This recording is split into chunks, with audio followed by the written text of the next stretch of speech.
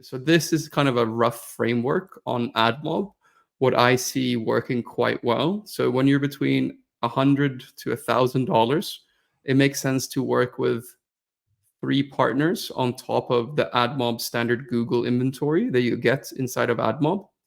So the 4 partners I usually would work with to start off with, especially on video, would be.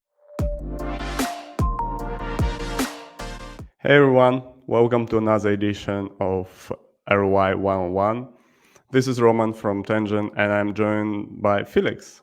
Felix, please introduce yourself. Hi, I'm Felix. I do ad monetization. That's all you can say about it. Been in the industry for about 8 years. Worked in a few DSPs, ad networks, always on the supply side. Worked for a couple of big companies doing ad monetization. Now I'm a consultant full time, working for quite a lot of them, focusing on everything that increases ad revenue. And you can also catch me on the twice a week podcast called 2.5 Gamers, where we talk about everything from UA, game design, and ad monetization. We'll definitely include all the links into the description of this video. And you might have guessed that today's topic is also ad monetization. And we'll go deep into the AdMob today. Felix originally created an article on the ad monetization, and he dedicated one of the parts to AdMob. And I thought, like, okay, we can kind of dissect it and talk about it in this video. So I'll share some slides that I made based on the original article. Felix, feel free to tell me if I got something like wrong in here. Oh yeah, I'll definitely call you out if you did. Yeah. Yes. Yeah, so let's start. So AdMob, Felix actually asked me first, why are we doing video about AdMob? For me, it was like no brainer, because whenever someone starts work with Tangent, their first ad mediation is the AdMob. Like, Felix, how would you answer this question? Why AdMob? So AdMob is pretty much the first mobile mediation, and there's actually something called the AdMob mafia, because people who founded AdMob and it got bought by Google, right, went on to do really successful and big things afterwards. It's a bit like the PayPal mafia. So everything started with AdMob. For example, one of its product managers is today the CPO, Chief Product Officer of Unity. And he built after AdMob, he built Mopub, and he also built Max before he got acquired by AppLovin. So all roads kind of come from AdMob, and it's the first one, right? So yeah, there's some things that are really good about it. There's some things that are not amazing about it. But if I have to say why AdMob, there's one thing that AdMob is an absolute beast at, and that is banners. It is so good for banner revenue. It just chews that banner revenue up like it's nothing. It's really good for banners. But if I have an app, right, I would want to do all sorts of ad formats when I'm monetizing app, right? Or would I only focus on banners? Like, basically I'm trying to ask in what cases a person should definitely use AdMob. So usually there's different kind of answers for big and small clients, right? So you got to remember, this is kind of also why I worked on this piece, because there's no real information out there about which mediation platform to use. There's only company marketing tools, so you don't really know if it's true or not, right? Because no one really uses it. So the whole gaming industry on mobile is very long tailed. And what do I mean by that? That there's a very few publishers who are earning a lot of revenue, and there's a lot of publishers who are earning not that much, right? Or not as much. So this kind of whole series is just for those developers who haven't really yet grown to make better decisions, right? So I think I looked it up the other day. So Unity has 738,000 clients or people that use Unity right now, and only about, I think it was 1,800 of them earn more than $100,000 a year. So Mhm. yeah, the spread is very long tail, right? So uh, going back to your question about AdMob, is like they obviously use all major ad formats, but AdMob is really good for banners. So if you have majority ad revenue on banners, it's really good, and it's still Mhm. quite good on interstitials and rewarded. But if you don't have banner revenue, there are also other solutions. But also one really important thing to keep in mind, right? Like the percentage differences we're talking about right now really only matter if you're probably earning $500 to $1,000 a day in ad revenue, and that's when you can start really seeing the differences, right? All right. Yeah. And AdMob is a mediation. So I just want to cover all the bases here, Okay. right? Would you always recommend to use mediation to app publisher? As soon as you leave soft launch Mhm. and you have ads, you should use a mediation. So mediation, going from having one network to working with mediation, even if you have a bad setup, you'll double ad revenue all the time. Because essentially, if you work with one network, they have no incentive whatsoever to charge you or to pay you the highest ECPM possible because there's no competition. So, having worked in a network, I can guarantee you that if that happens, you will have the highest margins because there's no competition. So, Mm. mediation is extremely important. And I would say it becomes extremely useful even as you start scaling, right? So even a couple of like tens to $100 a day, it's still worth working with mediation because, if you're earning 80 and go to 160, that can be a big difference for a lot of developers who are starting around. Mhm. Makes sense. Let's go to the next one. Um, so correct me if I'm wrong. So I have a mediation SDK. So just to talk about technical side a little bit. Yeah. And then I need the SDKs of ad networks that I'm working with along with the mediation one. Exactly. So you install the mediation SDK, then you're able to work with a series of approved adapters that the mediation platform has integrations and like a relationship with. And to get access to all the other demand, you will need to integrate the SDKs or adapters. So the best practices, which I'm assuming you're getting to after this, Yeah. is that you don't want to have networks that don't pull their weight and that don't add any value, but you also don't want to have too many networks and you don't have too few networks. So you only want to work with networks when they start adding value. So this is kind of a rough framework on AdMob, what I see working quite well. So when you're between $100 to $1,000, it makes sense to work with 3 partners on top of the AdMob standard Google inventory that you get inside of AdMob. Okay. So the 4 partners I usually would work with to start off with, especially on video, would be Mintegral, AppLovin, and Unity. That's really good to start off on Mm. interstitials and rewarded video. And banners, kind of Mintegral is still decent on banners. Meta is really good on banners, but unfortunately not on iOS anymore. And then Google is just, yeah, crazy good on banners. So yeah, those are the ones I would start with. Right. And this sort of framework, it depends only on what mediation you use, right? So this is a recommendation is like particular to AdMob. So this is particular to AdMob. Mm-hmm. It's quite similar on other mediation platforms like Mm. Level Play and Max.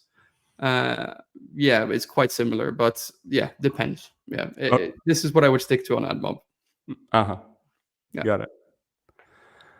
Um, so yeah, this is a formula that you had in the article. Did I have? Do I have it correctly? Yeah.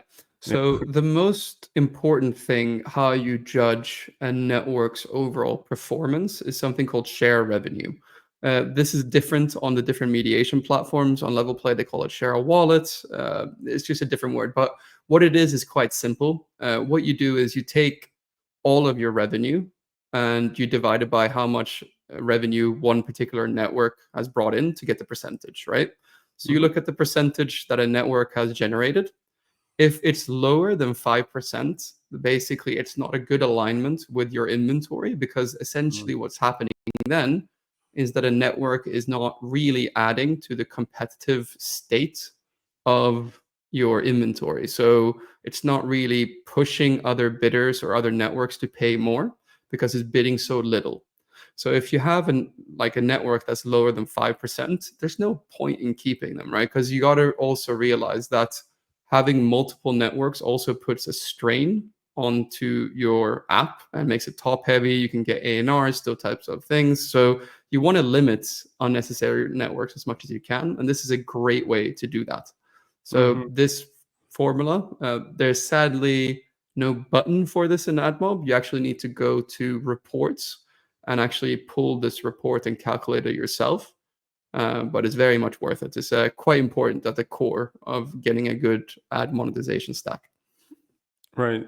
And there are like so many ad networks, right? So you can, I don't know, test one every day. I know it doesn't make sense, but you can test. So basically, you should test. A good hack that I usually say is go to like the rankings of the various ad networks and just look at like this rankings that's done by a bunch of companies. Just look at the rankings and for the space you're in, and then just pick the big UA rankings accordingly, because they will have a lot of money to buy in the same regions, right? So that's a good way of doing it. Yeah, gotcha. Yeah, and I never set up AdMob account. So I imagine there'd be like some easy stuff and some very hard one, or not obvious one, rather. Yeah. So AdMob, one of the cons I would say is probably it was built probably in like 2008, 2009, I think, or even earlier than that. So it's quite old, right? So setting it up can be a bit clunky compared to the other solutions on the market. It still works fine. You just need to be quite aware of what you're doing, right? So here is the AdMob main dashboard with a mediation. And here's where you will need to set up your mediation groups once you actually put it in. So here's where you'll see a bunch of numbers. And if you click that big, beautiful blue button, that's when you can map out countries and the right ad placements and set up a mediation. So is it? Just so this is exactly what it looks like. You came prepared. yes. I knew. Yeah. And it's the mediation group. Is it always one ad type plus one geo, or how is it group? How AdMob is configured is that if you don't set anything up, you only get Google inventory. So that's the standard default. If you integrate AdMob as a mediation and set it up, you will get Google ads 100% of the time showing all the time, right? So to see multiple, once you've implemented the SDKs and stuff, you will need to go here to set up the ad units, which is the big blue button underneath there. You click and you select the ad unit that you have. And then you're able to scroll down and actually set up the other networks that you also integrated. You need to get a couple of codes from another website, from the other like networks, websites, and then you can set up the mediation here. And the thing that catches a lot of people off guard is that there's save buttons at the bottom of every pages of AdMob, and if you don't press them and press the X, nothing gets saved. You need to redo everything. So that's probably one of the most common pitfalls when you set it up first. If you don't press save, nothing gets saved. Yeah. Probably some old UX patterns from the past. Exactly. Yeah. Now, like the next slide is about analyzing, but any other like pitfalls about setting up an account in AdMob?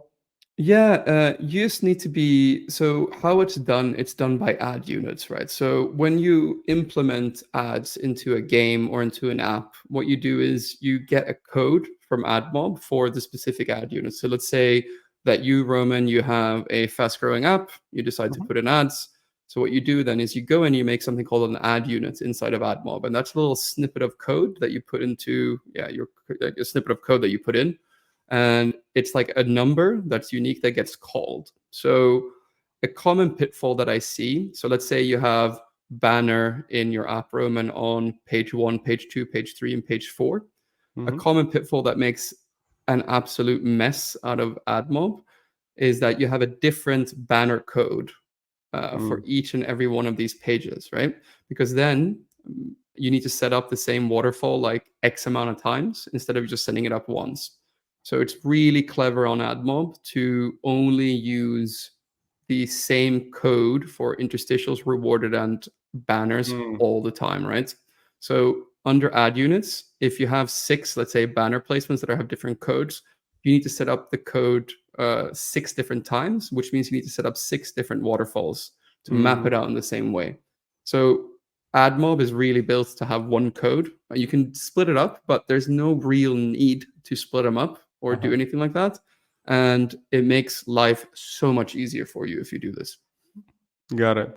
And so I've launched an app.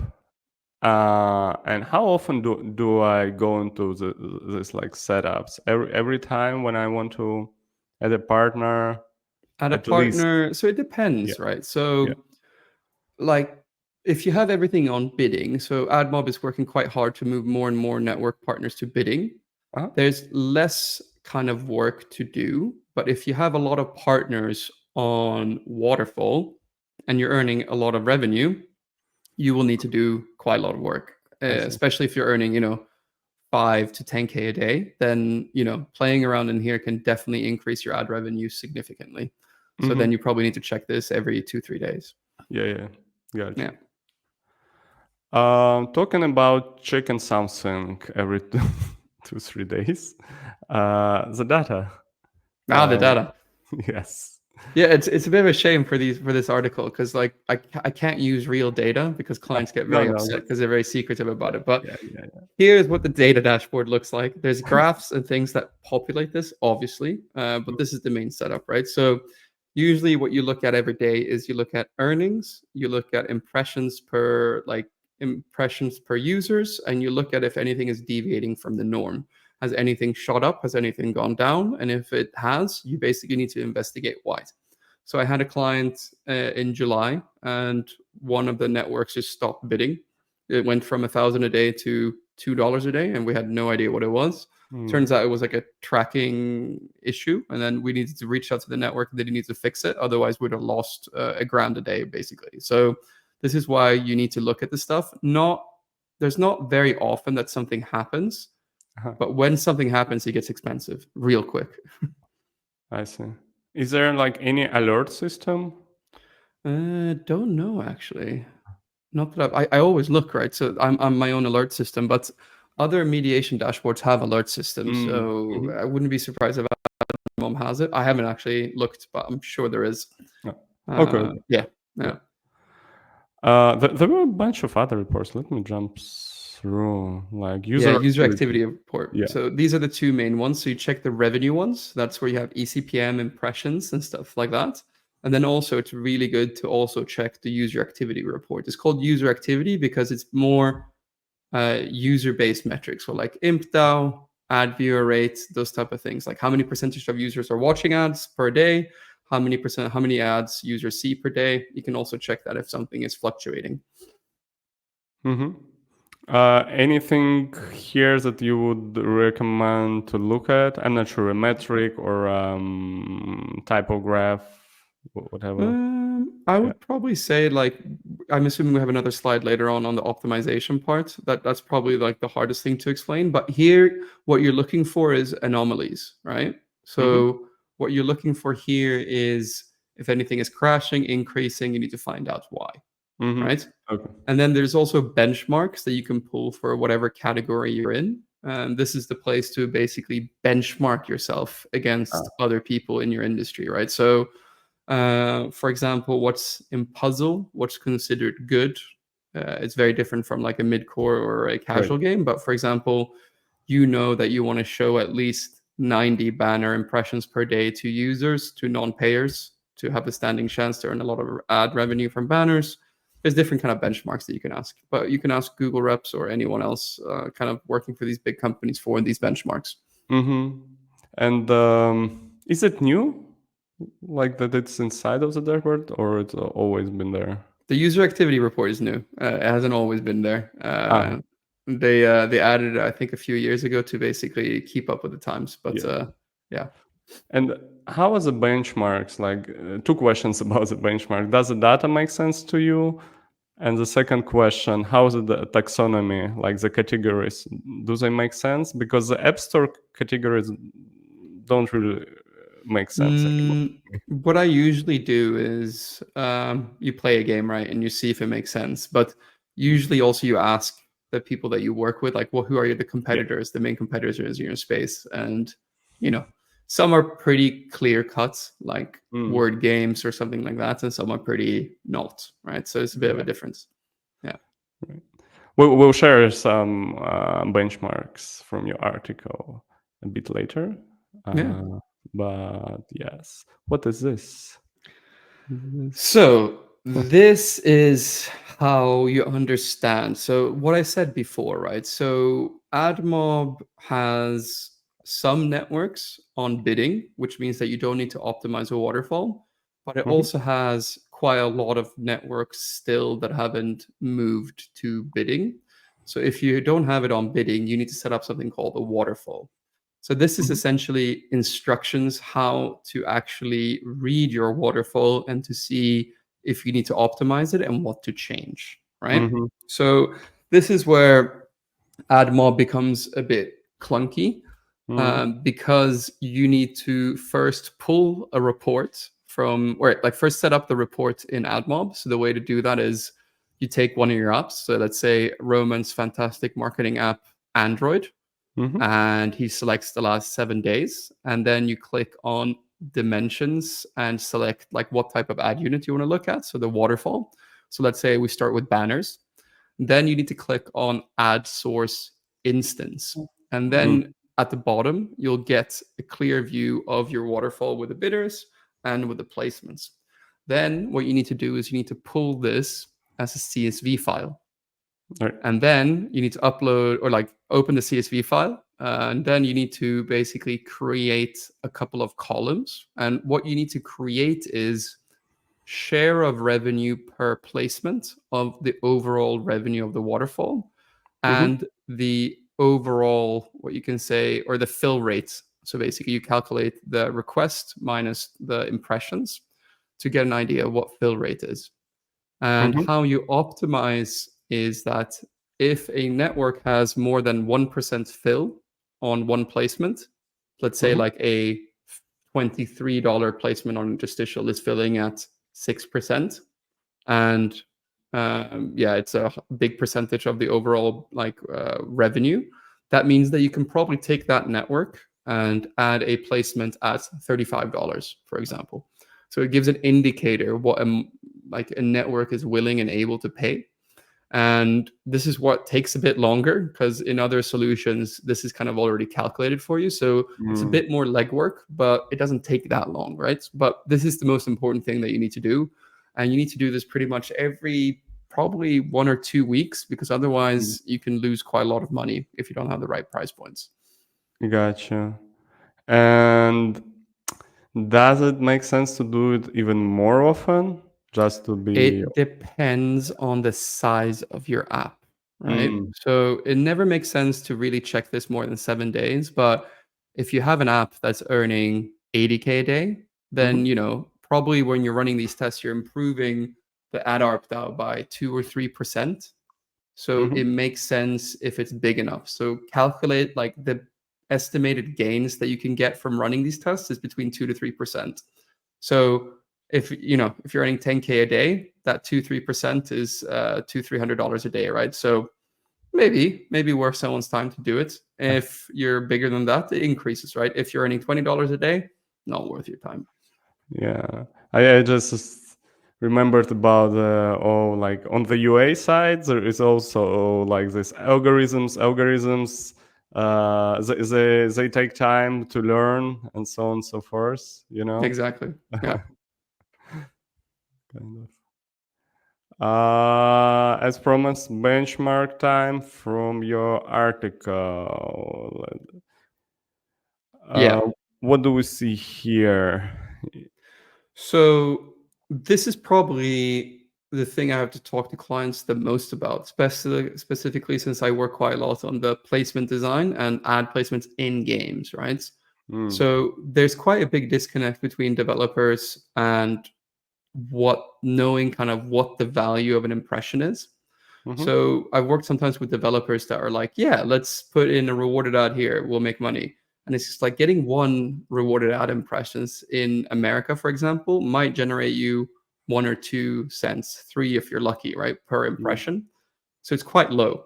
So you need to have a lot of your user base watching a lot of ads. So these yeah, are kind of just benchmarks, what is considered good or bad. So if we start with rewarded, usually what you say is you want an ad viewer rate or percentage of users that see or interact with a rewarded ad to be at least 45% or above.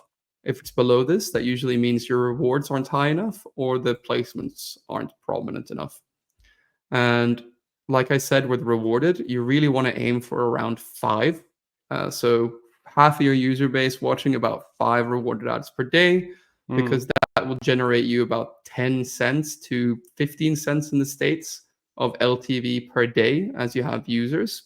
So then you can kind of start seeing how ads actually have a meaningful impact on your overall LTV, right? mhm, Interstitials, this is a bit more for puzzles, I'd say, but here mm, you want to have 60% to 70% ad viewer rate and around 7 interstitials per day on that portion of the user base. And on like puzzle or more casual genre, you want to have 70 to 80% of users seeing banners, and you need to have at least 70 or more banner impressions to actually start having a meaningful impact on your bottom line. got it. Any other benchmarks that maybe you have on top of your mind that you usually?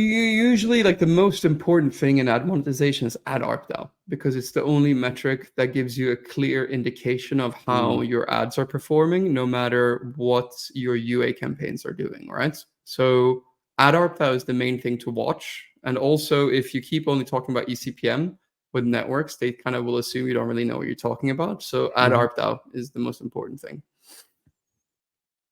got it. But it will also depend on like the game genre, countries. So Yeah, exactly. Yeah. there is no like every. People can reach out if they need any help. But yeah. Okay, yeah, makes sense. You mentioned it like a couple of times, right? If the network is on bidding or if the network is on waterfall, maybe let's explain the difference. Yeah. So Waterfall is this legacy product from the early stages of mobile when ads started becoming a thing. And there was not that much tech around it. So essentially, what you needed to do was you have a network, you build price points, and you have them compete in a mediation platform like this in a waterfall. So you basically go up and down a waterfall for the different price products. And what you do is, yeah, you call ads and then you need to set it up, and it's a lot of manual work. Now we're finally moving to something called header bidding, and that means basically programmatically the highest price point is reached. Mm-hmm. It's also a bit weird, right? Because publishers are moving away from being price setters to price takers by this movement, right? So it's a very different market because essentially it's the only one that I can think of where basically you don't really own the price of your demand. It's actually set by someone else, right? So it's quite interesting.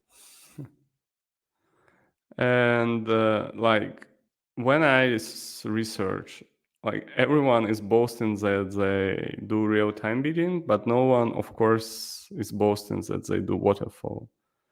How many of, Mm, or do they?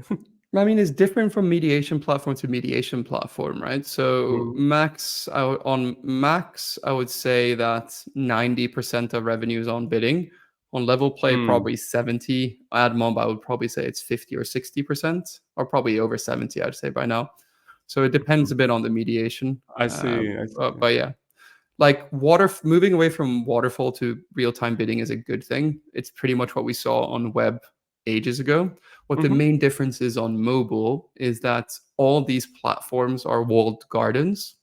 So we get real-time bidding, but we don't get the benefits of the other things that you have on desktop, at least yet, because they're prohibited.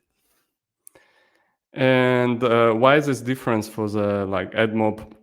You said 50, Max have 90%. Is this like a difficulty for ad It takes network a to lot integrate? time to build bidders and make Mm. them better than waterfall, because say what you want, it's really like a lot of manual labor, but it Uh-huh. works really well. Like it's just a really good way to get a higher price point, right? Or high price points.